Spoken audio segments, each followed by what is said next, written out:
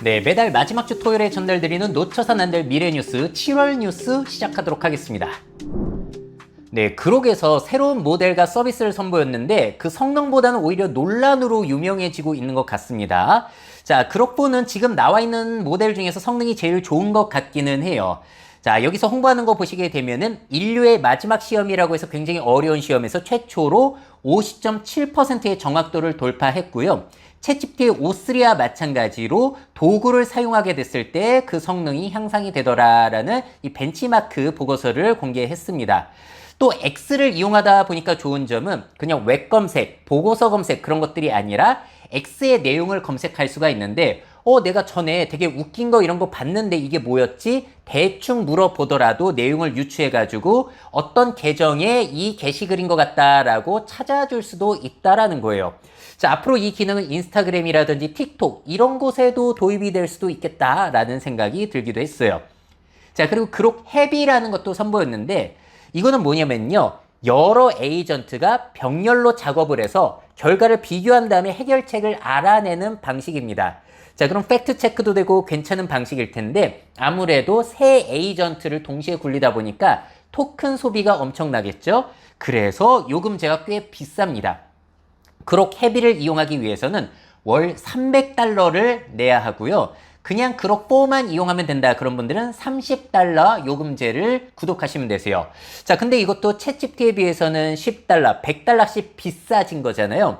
이걸 보면서 좀 우려가 되는 건 뭐냐면은 자꾸 이런 식으로 최신 모델을 사용하는 구독료가 야금야금 비싸지다 보면은 돈 있는 사람들만 좋은 모델을 먼저 쓸 수 있겠구나. 그래서 AI 사용과 지식의 부익부 빈익빈 현상이 펼쳐질 수 있겠구나라는 우려가 되기도 합니다.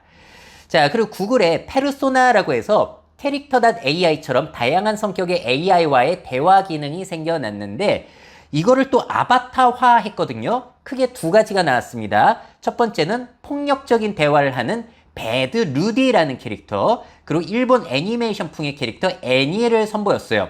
이 배드 루디 같은 경우에는 뭐 다 불질러 버려라 뭐 이런 식으로 폭력적인 대화를 서스름 없이 내뱉는 그런 챗봇이라고 합니다. 자, 근데 이거보다 더 유명해진 것은 바로 이 애니 캐릭터인데요. 더 버지사의 기사를 정리해 드리자면은 애니는 이 챗봇 안에 포함된 동반자 기능 중에 하나이고요. 월 30달러짜리 요금제에 가입하시면 이용하실 수가 있으신데 현재 기준으로서는 iOS에서만 이용이 가능합니다. 안드로이드에서는 아직 안 돼요. 자, 문제는 성적 대상화된 애니메이션 캐릭터 스타일로 논란이 되고 있고 너무 어려 보인다라는 지적도 있기도 합니다. 자, 사용자는 이 애니와 대화하면서 점점 더 성적으로 유도되는 대화를 경험해요.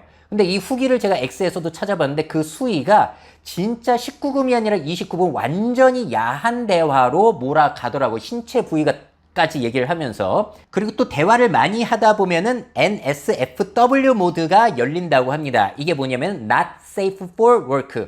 일터에서는 사용 주의해라. 정말로 야한 기능이 여기에 열린다고 해요. 그래서 이렇게 속옷만 입고 뺑그르 돌고 이런 것들이 가능해진다고 합니다. 아무래도 이 채널은 학생들도 보기 때문에 이렇게 가렸는데 검색해 보시면 생각보다 아주 많이 야하더라고요. 자, 그리고 남성들을 위한 이런 아바타뿐만이 아니라 여성들을 위한 성인용 아바타도 곧 출시가 된다고 하고요. 논란을 의식했는지 유아용, 어린이용 콘텐츠 전용 앱인 베이비 그론 역시도 만들 예정이라고 합니다. 성인들은 이런 대화 즐기고 아이들은 안전하게 또 즐길 수 있는 그록을 선보인다는 것이죠. 자, 근데 이게 뭐 새로운 건 아니잖아요. 2017년부터 일본에서는 게이트박스라고 해서 홀로그램 동거 서비스 판매가 되고 있었고 실제로 이 캐릭터와 결혼한 남성도 있습니다. 자, 그리고 미국에서도 레플리카라고 해서 AI 동반자 서비스가 있었는데 이걸 만들어 놓고 결혼한 여성이 있을 정도로 계속해서 이 시장은 발전이 있었어요. 근데 이거를 그 유명한 일론 머스크와 X가 해냈다라는 것 자체가 상당히 놀라운 부분이고요. 자, 이 그록을 발표하는 자리에서 일론 머스크가 한 이야기들이 있는데 상당히 흥미롭습니다. 그록보는 일단 SAT와 같은 시험에서 만점을 받을 수 있다. 그러니까 수능도 만점을 받을 수 있을 가능성이 상당히 높죠. 자, 그록보는 모든 과목에서 예외 없이 박사 수준보다 낮다. 야, 이제는 박사를 뛰어넘는 AI가 여기저기서 계속 나오고 있는 것 같습니다. 물론 아직 완벽하지는 않잖아요. 근데 일론 머스크는 상식 부족 문제 해결, 새로운 기술 발견도 시간 문제다라고 이 자리에서 얘기를 했고요.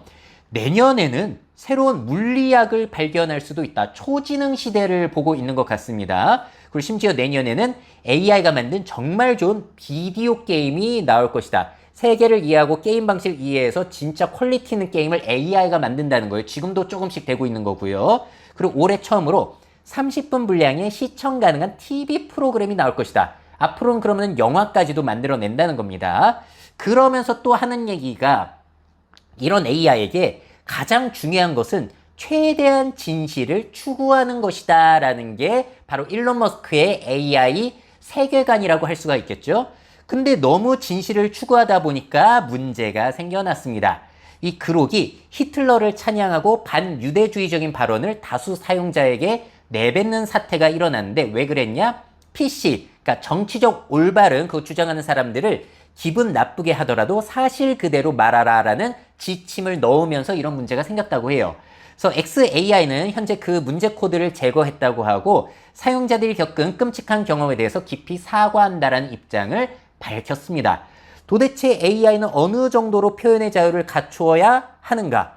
이거 굉장히 어려운 문제가 될 것 같고 앞으로도 논란이 될 것 같습니다. 자, 그리고 이 그록이 테슬라에 탑재되기 시작했습니다. 지금은 단순하게 질의응답 대화만 가능한 수준인데요. 앞으로는 테슬라의 각종 기능 제어도 그록이 해줄 가능성도 상당히 높죠. 통합이 되게 된다면은. 자, 그리고 앞서 보여드린 AI 동반자가 스크린에 나와서 함께 다니는 것도 미래에 일어날 일이다라고 할 수가 있겠습니다. 자, 어렸을 때 봤던 이 전격 제트 작전, 원래의 명칭은 나이트라이더. 이게 현실이 되는 모습을 우리가 지금 보고 있는 것이죠. 자, 그록 서비스의 성장 가능성과 위험성을 동시에 보여드렸는데 여러분들은 앞으로 그록 어떻게 될 것 같은지 다양한 의견들 댓글로 남겨주시면 감사하겠습니다. 네, 오픈 AI사에서 챗GPT 에이전트 서비스를 이번 달에 출시했는데 사용해보니까 와, 이거 굉장히 애매합니다. 자, 이 특징을 좀 정리해드리자면은 기존에 있었던 에이전트 서비스죠. 오퍼레이터 기능과 딥 리서치 에이전트를 통합을 했다라고 해요. 자, 그러다 보니까 실제 웹사이트 클릭, 드래그, 폼 입력 등을 에이전트가 직접 수행할 수가 있습니다. 원래 오퍼레이터가 했던 거죠. 코드 실행, API 호출, 파일 생성 및 분석이 가능하다. 그래서 중요한 점은 스프레드시트, 슬라이드, 그러니까 엑셀과 PPT 파일을 에이전트가 만들어줄 수가 있게 됐어요. 자, 그리고 이미지 생성 기능으로 발표 자료용 시각 자료 제작도 알아서 해줍니다. 자, 앞으로 기능들은 계속 추가가 될 것이고 현재 프로 사용자는 월 400회, 플러스 팀 사용자는 월 40회 사용이 가능합니다. 자, 사용 예시들은 이렇게 나와 있기 때문에 이걸 보시면서 힌트를 받아가지고 여러분들도 활용을 해보실 수가 있을 것 같고요. 또 달라진 점은 커넥터라고 해서 여러분들의 드롭박스라든지 지메일, 구글 드라이브를 이 에이전트가 탐색한 다음에 일 처리를 해낼 수가 있게 됩니다. 자, 이거 연결하려면 여러분들 설정 가셔가지고 하나씩 연결을 직접 해주셔야 되세요. 자, 그래서 저는 테스트로 뭘 해봤냐? 오늘 내 지메일에 강의 의뢰 메일이 왔는지 확인하고 내 캘린더 확인해서 답신 보내달라고 했더니 이 친구가 제 지메일에 접속을 하고 있습니다. 자, 저는 알아서 제 메일까지 읽어줄 줄 알았어요. 제가 연동을 해놨으니까. 근데 이렇게 진행을 하다가 로그인을 해야 되는 상황에서는 내가 직접 해야 되는 이렇게 컴퓨터 사용을 사용자에게 넘기는 모습을 보여줍니다. 아무래도 안전성이라든지 그런 것들을 신경을 쓴 것이고 로그인을 해주니까 이 강의 의뢰 메일을 찾은 다음에 읽어보고 답신까지 얘가 알아서 작성해주는 것까지 놀라웠는데 보내기 버튼은 최종적으로 제가 보내라고 해야 되고 아니면 직접 이렇게 클릭을 해서 보내야 되는 한마디로 딱딱 알아서 되는 그런 에이전트는 아니다. 중간중간 사람이 여전히 개입을 해야 되는 모습을 보여줬어요. 자, 그리고 이번에는 PPT 슬라이드 만들어 봤어요. 올해 10월 15일에 인천의 유치원에서 현장 학습 갈 건데 가볼 만한 장소 5곳의 장단점을 슬라이드로 만들어 달라고 했더니 놀라운 점, 이걸 하는데 얼마나 걸렸냐? 1시간이 걸렸습니다. 속도가 지나치게 느려요. 앞으로 빨라질 수 있을지는 지켜봐야 될 것 같고요. 1시간에 걸쳐서 슬라이드 쇼를 이렇게 만들어줬는데 이렇게 구성도 잘해줬고 이미지도 이렇게 넣어줬기는 했습니다만 저렇게 장표가 안 나오는 오류도 나타났고요. 이 파일을 여러분들이 다운로드 하셔가지고 파워포인트에서 직접 여시는 것도 가능해요. 자, 그래서 텍스트라든지 이미지들을 클릭해서 수정하는 것도 가능합니다. 하지만 퀄리티를 보시게 되면은 이거는 프로페셔널한 그런 자리에서는 쓸 수가 없는 좀 퀄리티가 떨어지는 그런 모습을 많이 보여주고 있는 것 같아요. 자, 이번에는 데이터를 이용한 엑셀 시트를 만들어 보겠습니다. 쿠팡 사이트에서 수박 사이즈별 최저가를 검색해 본 다음에 제일 저렴한 것에 빨간색을 치고 링크 알려달라고 했거든요. 근데 쿠팡 같은 경우에는 지금 AI 접근이 차단이 되어 있다고 해요. 그래서 얘가 알아서 최저가를 알려주는 사이트를 찾아가지고 검색을 한 다음에 8분 만에 이거는 완성을 해줬습니다. 자, 그래서 이렇게 시트를 만들어줬고 제가 직접 엑셀로 파일을 열어봤고요. 최저가 나와 있는 거 링크도 있어가지고 이거를 그래서 클릭해서 제가 구매를 하려고 했는데 그 링크를 들어가 봤더니 얘가 찾아준 수박이 없어요. 자, 그래서 괜히 시간 낭비만 하게 된 그런 경험을 했습니다. 근데 이것보다 정교한 작업도 시켜봤어요. 전 세계 국가의 20대 인구수를 정리해달라고 했는데 이거는 실패했습니다. 심지어 제가 2번을 시도했는데도 모두 실패를 했어요. 이런 복잡한 작업을 해줘야 도움이 되는 건데 아쉽더라. 자, 그리고 기존에 나와 있던 에이전트 서비스들이 있거든요. 마누스라든지 젠스파크, 알게 모르게 쓰시는 분들도 계시는데 마누스에서는 이 챗GPT 에이전트가 나오자마자 챗GPT 에이전트의 그 활용 사례를 그대로 마누스에 적용해 봤다고 해요. 그랬더니 마누스에서는 불과 14분 만에 저렇게 일 처리를 해주고 있고 챗GPT 에이전트는 무려 50분가량이 걸렸고 결과물 역시도 퀄리티가 마누스가 더 낫다라는 이런 홍보를 바로 올렸습니다. 자신감인 거죠. 우리가 더 낫다. 그래서 기존 서비스보다 더 나은 것 같지도 않고 또 젠스파크도 제가 전에 사용해 본 적이 있어요. 제 강의 파일을 올린 다음에 그 내용을 토대로 해서 슬라이드 장표를 만들어 달라고 했는데 오류가 나기도 했고 저렇게 주요 지표들은 알려주지만 제가 직접 강의에 쓰거나 회사나 보고서용으로 쓰기에는 부족한 점이 많이 보였거든요. 그래서 저는 이거를 사람들에게 추천을 안 했어요. 근데 이마저도 챗GPT 에이전트는 오류가 나서 해주지를 못했습니다. 심지어 2시간이 걸렸어요. 2시간 기다렸다가 봤는데도 실패가 돼 있어가지고 굉장히 화가 나더라고요. 자, 그리고 구글의 심층 보고서 기능을 이용하시게 되면은 그 보고서를 다 작성하고 나서 여러분들이 인포그래픽을 선택해서 그 보고서 내용을 저렇게 그래프로 쫙 읽기 쉽게 정리해준 자료를 볼 수가 있습니다. 이거는 회사에서 쓸 수 있을 정도로 퀄리티가 정말 높다라고 저는 느꼈는데요. 똑같은 것을 챗GPT 에이전트에게 시켜봤더니 2시간을 얘가 작업을 하다가 실패했습니다. 2시간 기다렸던 사람은 허탈할 수밖에 없다. 아니 이게 저만 그렇게 사용을 못해가지고 문제가 많이 발생하는 것인가? 자, 세계 최대의 커뮤니티인 레딧에 가가지고 한번 사람들의 반응을 봤어요. 여기 댓글이 272개가 달렸는데 후기들은 이렇습니다. 먼저 긍정 댓글이에요. 이메일 200개에 답변하고 라벨링하는 작업도 2분 만에 끝나더라. 에이전트가 정보를 찾아서 10명에게 각각 다른 이메일을 자동으로 써주더라. 단순 반복하는 일을 할 때는 꽤나 유용한 것 같습니다. 그리고 여러 에이전트를 동시에 실행할 수 있어서 병렬 작업 처리에 탁월했다. 라는 긍정 의견이 있는 반면에 속도가 느리고 비효율적이다. 기대 이하더라. 단순 요청 하나 제대로 처리 못해서 10번 시도하고 포기했다는 사람도 있고요. 만들어진 그래프가 형편없다라는 의견도 있었습니다. 저는 이쪽 경험을 많이 해본 것 같아요. 그래서 상당히 애매하다. 자, 그럼에도 불구하고 이 챗GPT 에이전트 기능을 잘 쓸 수 있는 영역은 꼭 있을 거예요. 대부분의 업무에서는 괜히 이중일을 하게 되겠지만 오류가 어느 정도 일어나도 그럼에도 불구하고 유용하게 활용될 곳이 분명히 있기 때문에 여러분들도 한번 활용해 보시고 우수 사례가 있다라면 댓글로 공유해 주셔도 좋을 것 같습니다. 네, 7월달에 있었던 미래를 바꿀 만한 진짜 중요한 테크 뉴스들을 한자리에 모아봤어요. 자, 먼저 중국의 유비테크 워커 S2라는 로봇이 배터리를 스스로 교환하는 영상을 공개했습니다.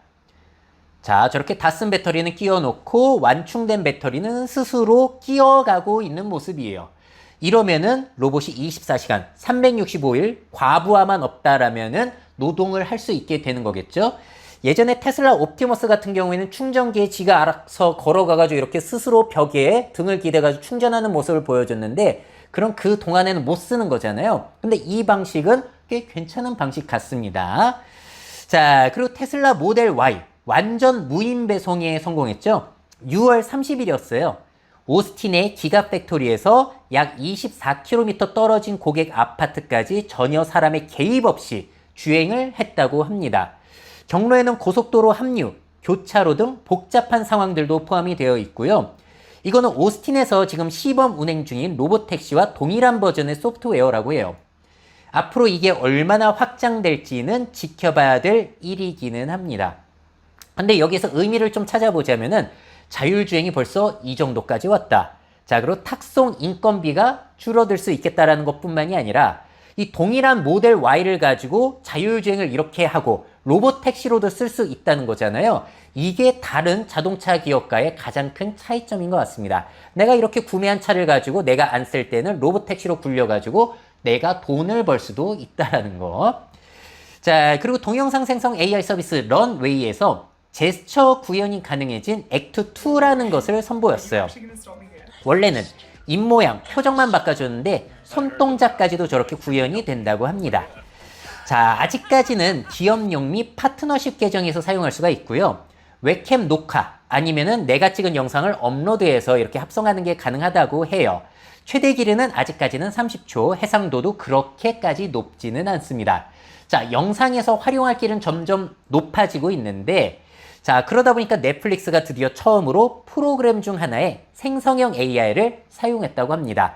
비용 절감을 위해서 아르헨티나의 SF 시리즈에 사용했다고 하는데 앞으로 계속 확대가 될 가능성이 너무 높죠.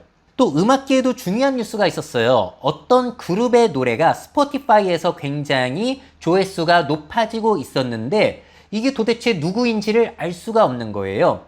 더 벨벳 선다운이라는 밴드인데 청취수가 계속 높아지고 있었고 근데 알아보려고 하니까 멤버들의 인터뷰, 개인 SNS, 라이브 공연 기록이 아예 없더라. 그래서 수노 AI로 만든 음악이라고 어떤 사람이 나와서 밝혔는데 그 대변인 역시도 가짜로 밝혀졌습니다. 또 밴드의 공식 채널이라는 게 있는데 그것도 가짜 계정이라고 해요. 그래서 인기는 있는데 실체가 아무것도 없는 거예요. 디저의 AI 감지 도구는 해당 음악을 100% AI 생성으로 판정을 한 그런 상태입니다. 자, 여러분들도 유튜브에 이거 있어가지고 노래를 들어보실 수가 있으신데 옛날 밴드 음악 같은데 꽤 노래는 좋아요. 그래서 우리가 여기에서 미래 방향을 알 수 있는 건 뭐냐면은 앞으로 사람들은 AI가 만들었건 사람이 만들었건 상관없이 좋으면 들을 것이다. 그런 시대가 오고 있는 것 같습니다. 자, 그리고 에이전트 서비스에 대한 소식인데요. 가트너에서 분석을 해봤더니 2027년 말까지 에이전트 AI 프로젝트의 40% 이상이 취소될 것으로 전망을 하고 있습니다. 여기저기서 나오고 있는데 기업에게 설문조사를 돌려봤더니 지금 현재 보수적인 투자를 하고 있다는 것이 42%로 제일 높았고 관망, 불확실이 31%로 그 다음 상당한 투자를 하고 있는 곳은 19%, 아예 투자를 안 한다는 곳이 8%로 나왔습니다. 미온적인 거예요. 자, 가트너의 기사 내용을 보시게 되면은 분석 내용을 보시면 에이전틱 AI 공급업체 중 진짜는 약 130곳 정도밖에 안 되더라. 대부분은 기존 기술을 재포장한 에이전트 워싱 수준이라는 거예요. 저도 이런 기업들을 꽤 많이 목격하는 것 같습니다. 그런 데서 이제 유료 홍보해달라고 하면 다 거절하고 있어요. 자, 하지만 2028년까지 일상 업무 결정이 최소 15%가 에이전트를 통해서 이루어질 것 같고 2028년까지 기업 소프트웨어의 33%는 에이전트를 포함할 것으로 예상하고 있어서 지금은 너무 과장이 되어 있지만 앞으로 서서히 자리를 잡게 되지 않을까라고 분석을 하고 있습니다. 자, 다음은 구글이 AI 오버뷰 기능 때문에 EU 집행위원회에 공식 제소가 되었다라는 소식입니다. 이것도 의미가 상당히 있어요. AI 오버뷰는 뭐냐? 구글에 내가 뭔가를 물어봤을 때 그 링크를 바로 먼저 보여주는 게 아니라 AI가 그 내용을 먼저 읽어본 다음에 내용을 AI가 정리해서 보여주는 거. 자, 그러다 보니까 사람들이 이제 이 내용만 보고 원본 링크는 클릭을 안 하게 되는 사태가 펼쳐지고 있는 것이죠. 자, 구글이 출판사의 콘텐츠를 무단으로 활용하여 AI 오버뷰를 생성한다는 주장으로 소송이 걸린 것이고, 검색 결과 최상단에 AI 요약을 노출시켜서 원출처 콘텐츠의 클릭률을 낮춘다라는 비판을 받고 있는 거예요. 콘텐츠 활용을 거부하려면 검색 노출도 포기해야 하므로 사실상 이건 강제 사용이다.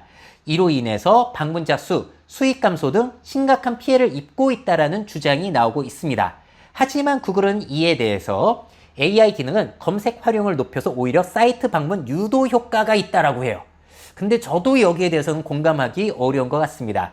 요즘 AI 오버뷰, 심지어 미국에서는 AI 모드가 있고 심층 리서치, 에이전트까지 이제는 AI가 사람 대신에 웹페이지를 읽어보는 시대가 열려버렸죠. 사람이 일단 광고 자체를 보고 클릭할 일이 떨어져가지고 광고 수익률이 줄어드는 거 아니냐, 이런 문제 제기도 있었고요. 그뿐만 아니라 사람이 정성껏 웹페이지를 구성해도 이제는 사람이 안 보게 되는 상황이 펼쳐지고 있습니다. 앞으로 유튜브에도 이런 요약 기능이 들어오면은 정보 콘텐츠의 경우에는 정성껏 영상미를 추구해서 만들 필요도 사라질 것 같아요. 그래서 인터넷은 이제 사람이 아니라 AI가 검색하는 장소가 되면서 앞으로 큰 변화가 일어날 수 있겠구나. 여기서도 알 수가 있는 것 같습니다. 자, 그리고 또 구글 같은 경우에는 AI 기반 비즈니스 통화 기능이 출시가 됐어요. 자, 5월 달에 선보인 기능이죠. Can you call the nearest bike shop and see what they have in stock? Yep, calling them now. I'll get back to you with what they have in stock. Any updates on that call? Yep, I just got off with the bike shop. They confirmed they have your tension screw in stock. Would you like me to 자, place a 요 pickup 기능이 order? 들어온다는 겁니다. 7월 16일부터 미국 내 모든 사용자에게 에이전트 AI 기반 비즈니스 전화 기능이 출시가 됐는데 후기를 찾아볼 수가 없더라고요. 자, 사용자를 대신해서 상점에 전화해서 예약 및 가격에 대한 정보를 수집한다. 사용자를 대신해 구글에서 전화를 거는 AI 시스템임을 먼저 알리고 시작한다고 합니다. 몇 년 전부터 구글 듀플렉스라고 해서 사람 대신에 AI가 전화를 걸어준다고 했는데 드디어 조금씩 시작이 되고 있는 것 같습니다. 상점 찾아가지고 이런 내용으로 문의해달라라고 서밋, 이제 버튼을 누르게 되면은 알아서 전화를 걸어주는 거죠. 앞으로 얼마나 쓸만해질지는 또 지켜봐야 될 것 같습니다. 또 다음 소식은 미국 국방부에서 구글 그리고 일론 머스크의 XAI와 계약을 체결했다라는 뉴스입니다. 자, 지금 미국 국방부가 오픈 AI, 구글, 엔트로피, XAI와 각 사당 최대 2억 달러의 규모 계약을 체결한 상태이고요. 에이전트형 AI 워크플로우 구축 및 활용을 목적으로 하고 있다고 해요.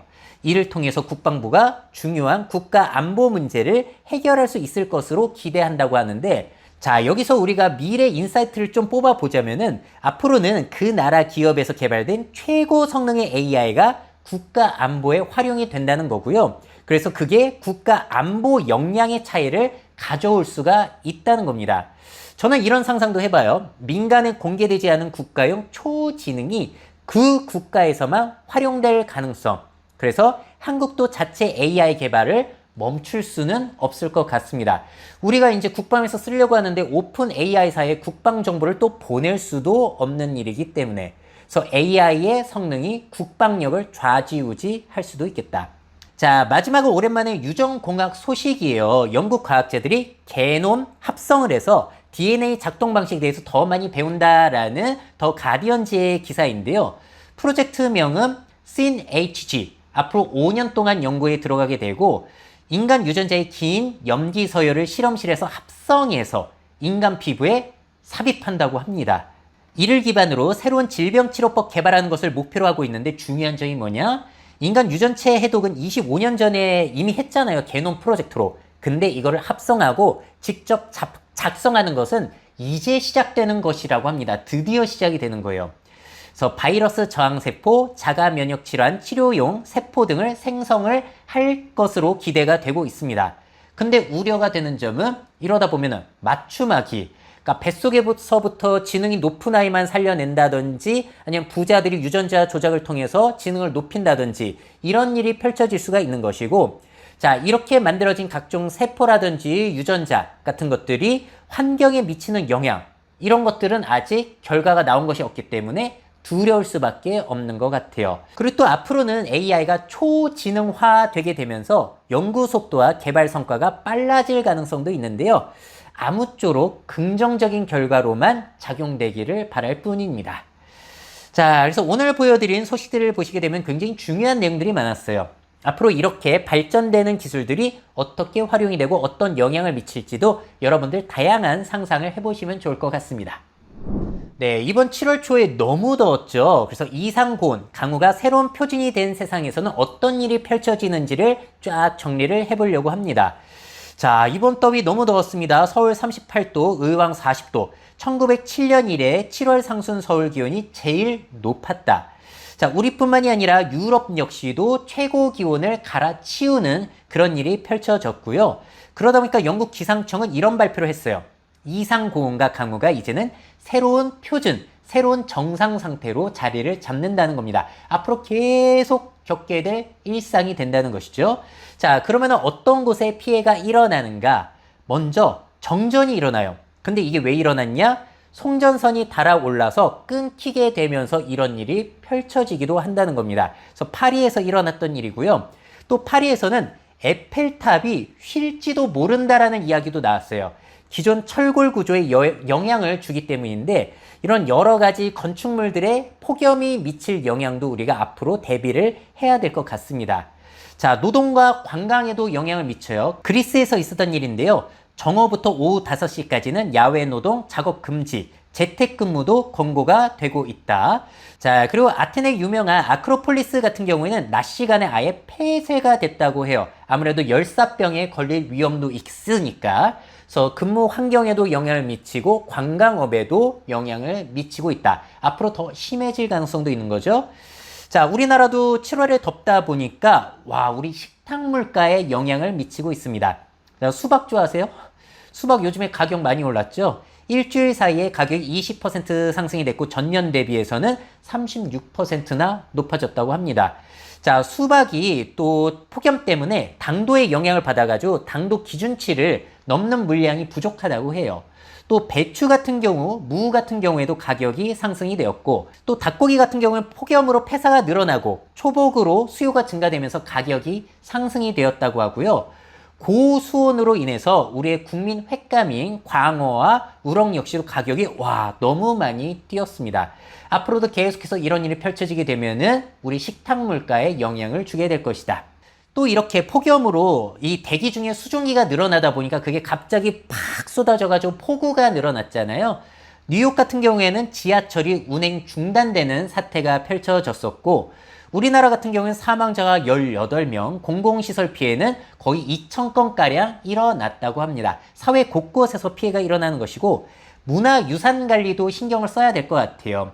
자, 얼마 전에 세계유산에 등재됐던 방구대 암각화가 수몰되는 그런 사태가 펼쳐졌고 그뿐만이 아니라 국가유산은 총 8건 이 피해를 봤다고 합니다. 율곡사 대웅전이라든지 부여시 왕릉원 이런 것들이라고 하는데 국가유산에 이런 것도 영향을 많이 미치다 보니 대비를 해야 된다. 또 이런 폭염이 우리 건강에 미치는 영향도 생각을 해봐야겠죠. 중국에서 연구를 한 것이고요. 중국 우한대와 중국 과학원이 공동 연구를 했고 이건 중국 시나리오예요. 최악의 시나리오. 이제 탄소가 많이 배출되어서 온도가 가장 높아졌을 때는 폭염으로 인한 연간 입원이 510만 건 중국에서 발생할 것이다. 의료비 부담은 약 7조 원이 들어갈 것이다. 자, 그래서 건강과 재정에 영향을 미친다. 자, 근데 이게 또 취약한 계층이 있죠. 65세 이상 고령층이 아무래도 더욱 큰 영향을 받기 때문에 우리나라와 같은 초고령 국가에서도 대비를 해야 되는 부분이고요. 경제적 인프라가 약한 지역일수록 온도 변화에 취약하기 때문에 지역 소멸 지역이라든지 그런 쪽에도 우리가 관심을 많이 기울여야겠다라는 겁니다. 자, 이 논문의 공동 저자는 이런 얘기를 했어요. 기후변화는 단순한 환경 문제가 아니라 인구 건강과 도시 기능을 위협하는 공중보건 위기다. 폭염과 같은 극한 기후에 대비해 도시별로 맞춤형 적응 전략을 마련하고 의료자원 배분 체계를 전면 재설계해야 한다라고 강조했다는 거예요. 우리나라도 신경을 써야 될 것 같고요. 전에 IPCC 연구보고서에서 이런 얘기를 했어요. 10년에 한 번 있을까 말까한 폭염 현상이 지구의 온도가 높아지면 높아질수록 몇 배씩, 5배씩, 9배씩 늘어날 것이다. 홍수와 가뭄 현상 역시도 온도가 높아질수록 2배, 4배 이렇게 높아질 것이라고 하니 앞으로 우리가 살아가면서 이런 일들을 얼마나 많이 겪을 것인가. 그래서 이런 것들을 미리 대비하고 예측하고 관리하는 기술들, 그리고 그런 회사들이 앞으로는 큰 활약을 하게 될 것 같습니다. 대표적으로 주피터라고 하는 스타트업이 있는데요. 여기서는 데이터를 이용해서 이런 것들이 어떤 피해를 가져올지 슈퍼컴퓨터로 예측하는 곳이고요. 여기 부사장이 이런 얘기를 했어요. 앞으로는 이런 기후 예측 기술이, 그리고 피해 예측 기술이 사이버 보안만큼이나 필수적인 솔루션이 될 것이다. 예전에 사이버 보안 생각도 안 했지만 지금 필수가 된 것처럼 앞으로는 우리 회사, 우리 지역에 피해가 얼마나 될지를 정교하게 예측하는 기술이 필수로 자리 잡을 가능성은 너무나 높은 것 같습니다. 자, 앞으로 우리들은 이상기후 피해에 잘 대처해 갈 수 있을까요? 너무 안일하게 생각해서는 곤란할 것 같습니다. 네, 이렇게 7월 달에 있었던 뉴스들 정리해 드렸고요. 저는 또 8월 달에 있었던 소식들 중요한 거 모아가지고 마지막 주 토요일에 전달 드리도록 하겠습니다. 미래 사회 변화를 업데이트하고 싶으신 기업 및 기관, 그 밖에 미래 트렌드 교육이 필요하신 분들은 myf21 네이버닷컴 이메일로 연락주세요.